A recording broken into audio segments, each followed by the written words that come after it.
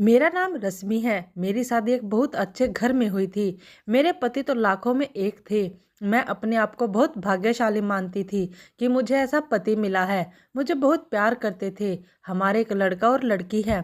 हमारी शादी को करीब 16 साल हो गए थे।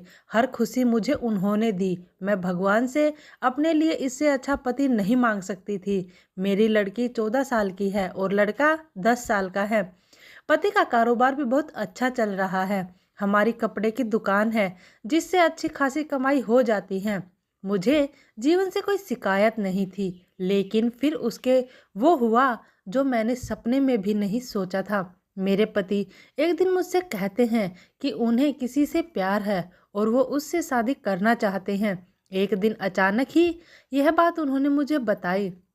शुरुआत में मुझे लगा कि वो मजाक कर रहे हैं, लेकिन फिर थोड़ी ही देर बाद में मैं समझ गई थी कि वो सच बोल रहे हैं। वो मेरे पति हैं। कब सच बोल रहे हैं, कब झूठ, इस बात का मुझे अच्छे से पता चल जाता है। लेकिन इतने दिनों तक मैं कैसे धोखा खाती रही। उनका शादी के बाद अफेयर चलता रहा और मुझे पता भी नहीं चला। या तो वो झूठ बोल रहे थे या बहुत चालाक थे जो इतने दिनों तक मुझसे छिपा सके। मेरे मन में यही सब चल ही रहा था कि वो बोले कि उन्हें तलाक चाहिए। शादी के 16 साल बाद उन्हें तलाक चाहिए। मैंने कहा कि आप पागल हो गए, क्या बोल रहे हैं, कैसा अफेयर, आप झूठ बोल रहे हैं। वो बोले कि नहीं, मैंने कल उसे बुलाया है, तुम खुद मिल लेना। मैं चाहता हूँ कि हम जिस तरह से रह रहे हैं उस तरह अलग ही हो जाए। मुझे कोई तमाशा नहीं चाहिए। तुम्हारी और बच्चों की भी जिम्मेदारी मैं लूँगा। तुम उसकी चिंता मत करो। अब मेरा दिल बेचैन होने लगा था। मैं सोच रही थी कि यह सब जो यह बोल रहे हैं झूठ हो, लेकिन मन में शंका और डर आ गया था कि कहीं यह सब सच ना हो।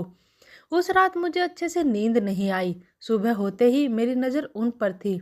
फ़ोन पर बात कर रहे थे, पूछ रहे थे कि कब आओगी। मैं तब भी सोच रही थी यह सब मजाक हो। कुछ देर बाद दरवाजे पर बेल बजी। वो दौड़कर दरवाजे पर गई और सच में एक लड़की दरवाजे पर खड़ी थी। वो अंदर आई। उस लड़की को मैंने पहले नहीं देखा था, लेकिन वो सुंदर थी। उम्र उसकी 26 साल की थी। मुझे इस बात का यकीन नहीं हुआ था। मेरे पति ने उसे मुझसे मिलाया, कहा कि यह दिव्या है। मैं अपने काम के सिलसिले में जब बाहर गया था तब मेरी मुलाकात इससे हुई थी और फिर हमें पता ही नहीं चला कि हम कब एक दूसरे से प्यार करने लगे। उसे देखकर मैं अपने कमरे में चली गई। 16 साल का विश्वास और प्यार इस तरह से टूटेगा मुझे पता नहीं था। मैं शायद उम्र के साथ उनका मेरे प्रति आकर्षण कम हो गया था। वो कुछ घंटों के बाद कमरे में आए, बोले कि मैं फिर दोहरा देता हूँ कि हम अच्छी तरह से अलग होते हैं। किसी तरह का नाटक मैं नहीं चाहता। उनके ऐसा कहने पर मैंने कहा कि यह सब आपको नाटक लग रहा है। क्या हो गया है आपको? आप तो ऐसे नहीं थे। ये कौन सा रूप है आपका? आपने मुझे दिखाया है जो। वो बोले कि मैं तलाक के पेपर रेडी करवाता हूँ। दिव्या चाहती है कि हम जल्दी से शादी कर लें। मैंने भी उन्हें कहा कि आपको जो करना है करें, मैं आपको तलाक नहीं देने वाली। मैं इसी घर में रहूँगी। मैंने उन्हें अपना फैसला सुना दिया था, पर मुझे पता नहीं था कि वो कुछ इस तरह का करने वाले हैं। अगले दिन से वो रोज दिव्या को घर बुलाने लगे। मेरे बच्चे बड़े थे, अब सारी बातें समझने लगे थे। मुझसे तलाक के लिए वो इस हद तक जा सकते हैं, इसका मुझे पता नहीं था। घर में एक 14 साल की लड़की है। उन्हें बिल्कुल भी शर्म नहीं आ रही थी। बच्चों से बात करना भी उन्होंने बंद कर दिया था। बच्चे भी उनके पापा का यह रूप देखकर दुखी थे। एक दिन वो दिव्या के साथ हॉल में बैठे थे। हमारी लड़की से उन्होंने पानी मंगवाया। पानी लेकर वो गई और गलती से पानी दिव्या के ऊपर गिर गया। मेरे पति ने उस दिन हद ही कर दी। वो दिव्या के लिए मेरी लड़की पर हाथ उठाने वाले थे। मैंने उन्हें यह करता देख लिया और वहीं से उन्हें जोर से कहा, यह क्या कर रहे हो? पागल हो गई हो? मैं जानती हूँ तुम ये सब क्यों कर रहे हो, तलाक के लिए। ठीक है, अब तुम इस हद तक जा रहे हो तो फिर मैं तुम्हें तलाक दे ही देती हूँ। उसी समय मैंने अपना और बच्चों का सामान बांधा और अपने घर चली गई। एक दिन में ही इतना कैसे बदल सकता है? जो अपनी पत्नी और बच्चों पर जान छिड़कता था, अब वह उन्हें देखना भी पसंद नहीं कर रहा था। मैं अपने घर थी। उनका फ़ोन मुझे आया कि कहाँ है। मैं तुम्हारी और बच्चों की जिम्मेदारी अभी भी उठाऊंगा। कुछ भी ज़रूरत हो तुम मुझे फ़ोन कर सकती हो, मैं पैसे भिजवाता रहूँगा। मैंने कहा कि मुझे तुम्हारे पैसे की कोई ज़रूरत नहीं है। इसी के दम पर तुमने उस लड़की को इम्प्रेस किया है। मैं अपने बच्चों को संभाल सकती हूँ। उम्र के इस पड़ाव पर आकर इतनी अच्छी लाइफ जीने के बाद मुझे फिर काम करना पड़ेगा, इसका मुझे अंदाज़ा नहीं था। जिंदगी कब आपको उठाकर पटक देती है, इसका आप अंदाज़ा भी नहीं लगा सकते।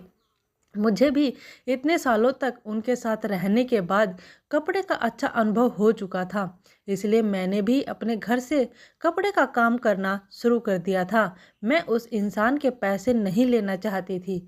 उसका फ़ोन मुझे आता रहता, बोलते कि तुम मुझसे पैसे ले सकती हो, नया काम शुरू करना है तो भी मैं पैसे दे दूंगा। लेकिन मैं नहीं मानी। मैंने कहा कि आप हमारी नहीं, तलाक की चिंता करो। समय निकलता गया। मैंने अपने बूते पर थोड़ा कुछ शुरू किया, लेकिन हमारे घर वाले मुझे सपोर्ट कर रहे थे। कुछ समय के लिए उनका फ़ोन आना बंद हो गया। मैंने इस बात पर ध्यान भी नहीं दिया। मैं अब उनसे बात भी नहीं करना चाहती थी। तलाक में अभी कुछ समय था। मैंने उन्हें कहा था कि जब भी आप बोलोगे मैं आ जाऊंगी, जहां साइन करना है कर दूंगी। मैंने अपने काम पर ध्यान देना शुरू कर दिया। मुझे कुछ माल खरीदने के लिए बाहर जाना था। इतने दिन उनके साथ रहने पर मुझे यह पता था कि क्या खरीदना है और कहाँ से खरीदना है। उनका यह अनुभव मेरे काम आया। मैं उस शहर माल खरीदने के लिए गई। मैं वहां पहुंचकर उस दुकान से माल खरीद ही रही थी कि मुझे वहां दिव्या दिखाई दी। वो वहां किसी और के साथ थी, हाथ पकड़े हुए। मुझे देख के साफ पता चल गया था कि अब वो इस लड़के के साथ है। मन ही मन मुझे खुशी हुई कि आखिर मेरे पति ने धोखा खाया।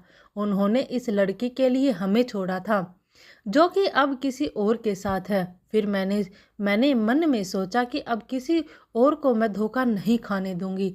इसलिए मैंने उनका पीछा किया। वो एक ओपन रेस्टोरेंट में गए, जाकर उन दोनों के सामने बैठ गई। मुझे देखकर उसके होश उड़ गए। वो उठकर जाना चाहती थी, लेकिन मैंने उसका हाथ पकड़ा। मैंने उस लड़की का सच लड़के को बताना शुरू किया। मैंने सोचा था कि मैं उसे सच बताकर उसकी आंखें खोल दूंगी, लेकिन कुछ और ही हुआ। उसने जो मुझे बताया उससे मेरे पैरों तले जमीन निकल गई। मैं वहां से भागते हुए कैसे भी अपनी पति के पास जाना चाहती थी। मैं उनके घर गई। वहां नौकर ने मुझे बताया कि वो अभी एक अस्पताल में है। अस्पताल उनके घर से ज़्यादा दूर नहीं था, बड़ा अस्पताल था। मैं वहां गई। रिसेप्शन पर उनका नाम बताकर मुझे उनके कमरे का नंबर पता चला। मैं कमरे में गई। वहां उनका दोस्त था। उन्होंने आंखें बंद कर रखी थी। मैंने उनके हाथ पर हाथ रखा तो उन्होंने आंखें खोली। मेरी आंखों से आंसू रुक नहीं रहे थे। मैंने कहा कि क्या ज़रूरत थी यह सब नाटक करने की। मुझे पहले क्यों नहीं साफ साफ बताया। मेरे पति एक गंभीर बीमारी से जूझ रहे थे। वो हमारी ज़िंदगी से दूर जाना चाहते थे, ताकि उन्हें कुछ हो जाए तो हम ज़्यादा दुखी ना हों। उनके इसी दोस्त ने उनके कहने पर उस लड़के के साथ मिलकर यह नाटक करवाया था। मैं अब उनके पास बैठकर घंटों रोती रही।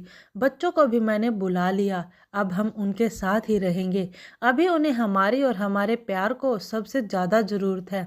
मैं भगवान से दुआ कर रही हूँ कि वो हमारे साथ ही रहें, उन्हें कुछ ना हो। मुझे विश्वास है कि ऐसा ही होगा।